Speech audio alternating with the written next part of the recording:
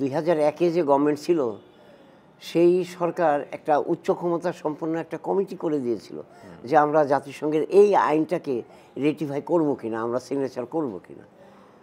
যারা সেই সময়কার পানি বিশেষজ্ঞ কিংবা বিশাল মাপের মানুষ তারা অনেকেই বেঁচে আছেন, এই সরকারেও একজন আছেন, আবার একজন আছেন উনি একটা বিশ্ববিদ্যালয়ের ভাইস চ্যান্সেলর ছিলেন, এখন অবসরে আছেন। ওনাকে আন্তর্জাতিক ভাবে উনি খুব বড় মাপের মানুষ, পানি বিষয়ক, তো তার উপরে দায়িত্ব ছিল, এরকম একটা টিম ছিল।